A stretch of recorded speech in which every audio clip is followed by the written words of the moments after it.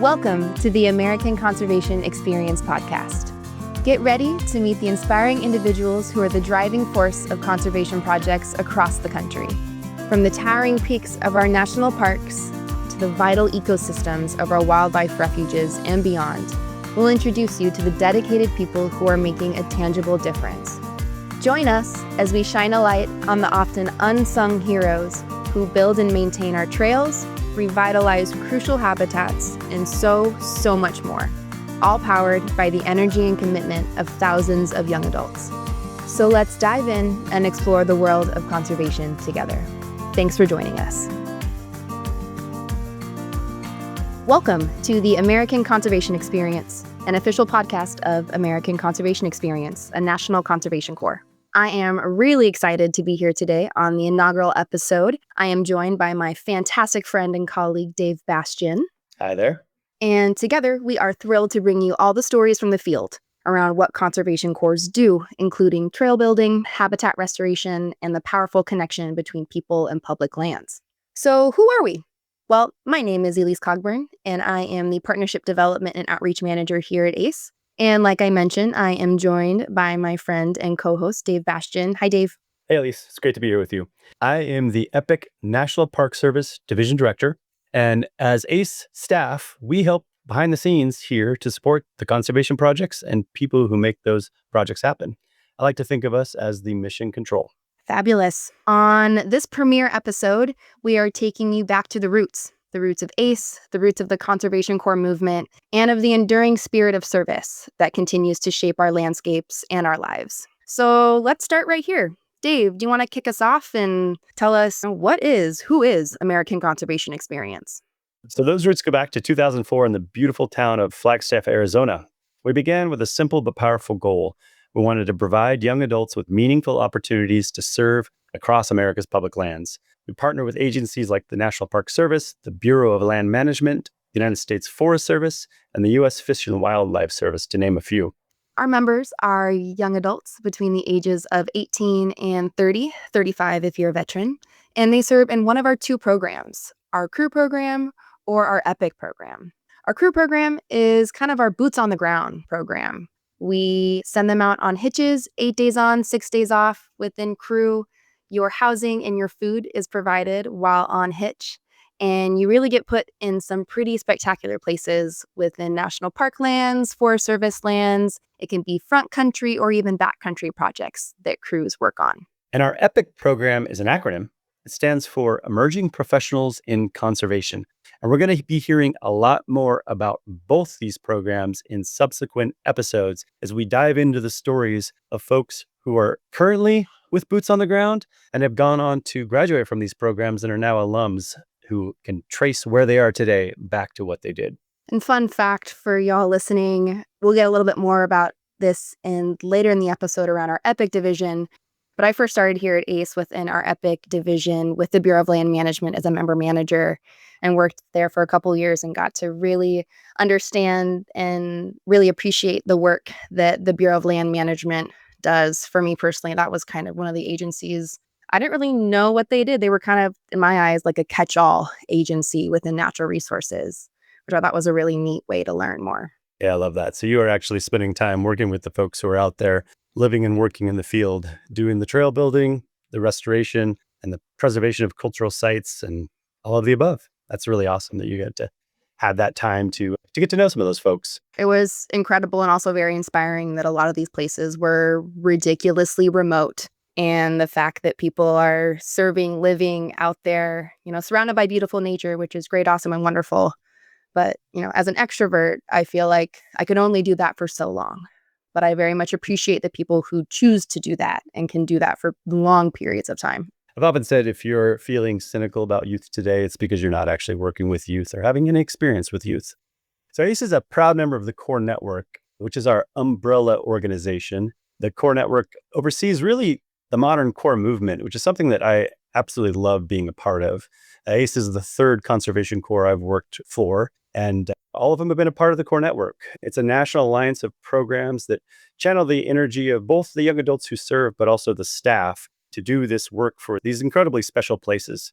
But We're also not just about conservation work. We're also about a connection, and it's a connection to the landscape that we serve on, the service that we're doing while we're there, and a connection to purpose, kind of going back to what I said before with, if you're cynical about young people today, I think what young people need, what they're looking for is a call, and we provide that call. So whether you're clearing invasive species in the Everglades, maintaining fire lines in California, or restoring riparian habitat in the Southwest, you're part of something bigger. You're part of that movement that is rooted in history, grounded in impact, and growing every year. But let's take a moment and look back at the legacy of conservation through what we call the Triple Cs, the Civilian Conservation Corps. Yes, let's do it. This is my favorite part. We're going to take a step back in time, put our history caps on, and travel back to the 30s, the 1930s, practically 100 years ago, which is kind of where the Triple C Civilian Conservation Corps really began. So, as we all remember, back in the 30s, right, we were all there. The United States was struggling. We were in the midst of the Great Depression. And as a lot of us know, that left millions of people out of work and out of purpose and out of direction. And environmentally, the Dust Bowl was literally blowing America's topsoil across the entire country. And it was really out of that chaos, one of the boldest conservation efforts in U.S. history was born, the Civilian Conservation Corps, or like we've mentioned, the CCC. Now, before I go too far deep in, Dave, you've met members of the CCC, right? You know some folks within that area? That's correct. In about 2012, I had the amazing opportunity to go to a CCC reunion. As you can imagine, less and less of these guys show up every year to this reunion. I was actually really nervous about going to this because part of me thought maybe what we were going to hear from them is that we're adorable cosplayers, but that we don't understand what conservation actually is and what the Civilian Conservation Corps was about. And I can't tell you how exciting and relieving it was to be greeted by these men. And, let's be honest, it was only men at that point. But we got to be greeted as brothers and sisters in conservation. And it remains to this day one of the highlights in my professional life, without question. These are folks who served in the CCC and then went on to serve in World War II. It is truly, why we call them America's greatest generation. And it was a thrill to be around them. Wow. I can't imagine what that experience would be like, Dave, to hear the history and the stories, really from Roosevelt's Tree Army is what they were fondly known as. And like I mentioned, they were one of the most ambitious programs of the New Deal. So over the next 9 years, more than 3 million young men, like Dave mentioned, planted trees. They built trails and they laid the foundation for what we know now as America's public land system. For some numbers, they built over 125,000 miles. That is so many miles of trails and roads to access these beautiful lands. They planted more than 3 billion, yes, 3 billion with a B, trees. And they laid the foundation for the national parks and the forests that we all rely and recreate on today. But beyond the numbers and the projects and all the wonderful things that the CCC did, they really did something deeper. They created this blueprint, really, a model for service, a model for learning and land stewardship that really continues to inspire today. And, today's conservation corps, like ACE, we carry on that legacy. We bring that forward, but with a focus that really reflects the 21st century that we're in. Now, comparatively to the CCC, our core members are diverse in background, diverse in skill and aspiration. They come to serve, yes, but they also come to gain experience, to build careers, and to ideally make change. And like Dave mentioned earlier, and just like the CCC, ACE is more than just labor. It's about purpose. It's about being part of a team, facing the elements, discovering that you're capable of way more than you thought possible. So while things might look a little bit different these days, the spirit of conservation service truly remains the same. And I'm so grateful for the foundation that the CCC was able to implement and lay for us to grow upon. So as Elyse mentioned, the CCC was created to address this crisis that was the Great Depression. It was a way forward through economic recovery and the environmental degradation we were experiencing.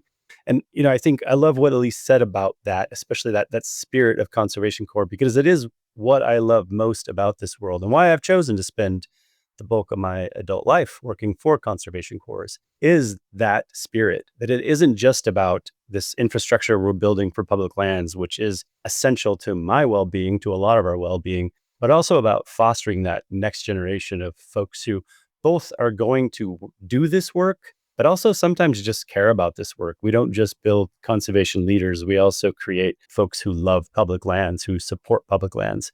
And that's a huge piece of what gets me up in the morning and keeps me going in my day to day. Wow. Could you imagine that, Dave? Just like walking out into the literal middle of nowhere with what?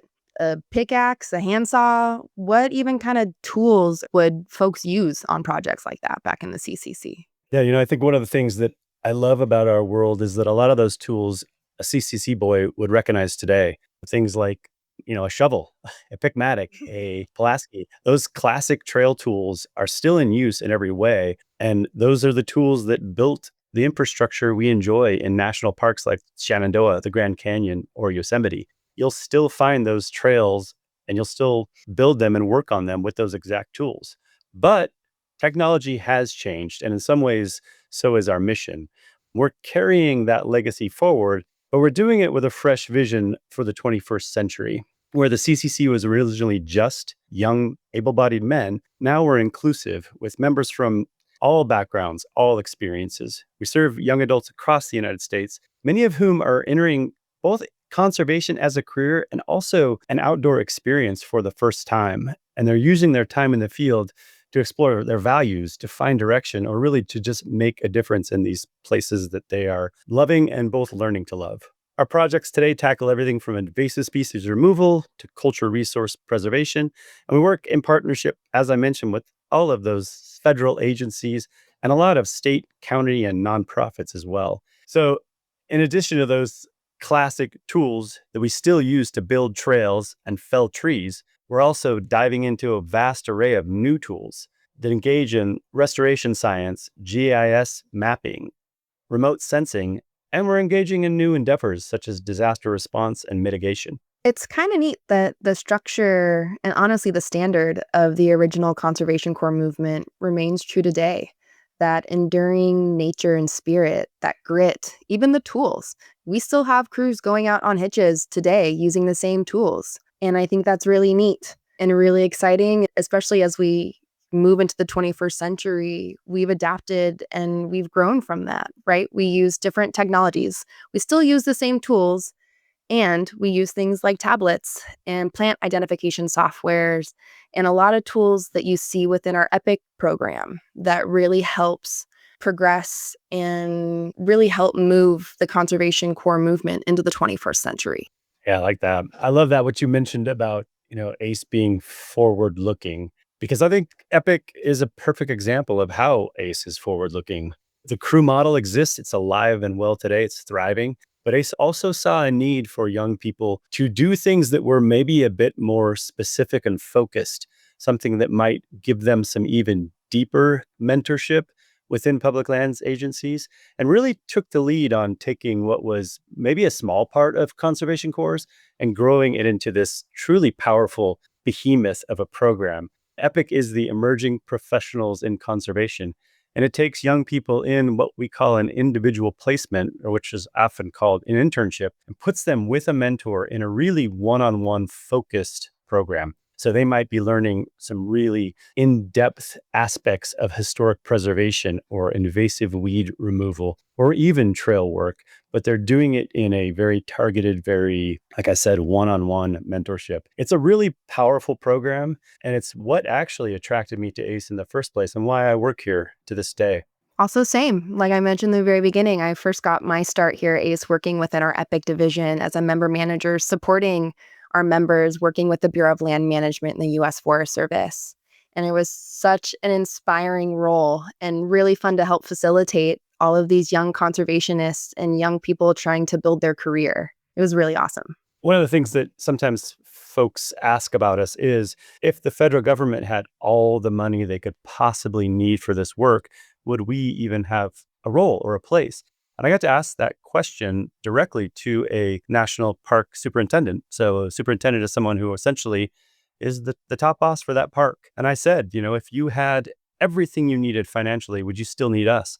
And he didn't even pause for a moment. He said, absolutely. I would 100% still need you because I see you as the only way to train my future workforce. And Oh, yeah. I'd be lying if I said my heart wasn't warmed a bit by that comment. It was a pretty great thing to hear. Most definitely. Well, I think that piece of helping support and develop, the next generation of our workforce here in the United States, I think that's huge and something that a lot of folks might not understand or see within the Conservation Corps movement. But it's really at the heart of a lot of what we do is really that workforce development. And we see that both within our crew program, but also, like Dave mentioned, within our EPIC program as well, which I love. Yeah. One of my favorite parts about my job will always be maybe I'm sitting on my tailgate, getting ready to go on a personal hike, and somebody comes up to me and says, "Hey, I don't know if you remember me, but 5 years ago, I served at the Corps, and now I'm a public lands manager." And it's happened more than one occasion, and it's something I will never, ever get tired of. Oh, most definitely. I can't tell you how many past ACE members are now ACE partners, people who now are hired full-time with various agencies, whether it's the National Park Service, the Bureau of Land Management, all of the agencies. They now are that mentor for that one-on-one. When they were the mentee, maybe it was, 5, 6, 10 years ago when they held an EPIC position, but now they're the ones kind of carrying that legacy forward and paying it forward in a way, which I love to see. And honestly, that's the part that really helps keep me here at ACE, is to see that growth and that partnership. I love it. Yep. Yeah. It's a powerful thing and something none of us ever get tired of experiencing. But for all that's changed, the gear, the scope, the science, some things haven't. We still work in rugged places, we still sleep under the stars, and we still wake up with sore backs and dirty boots.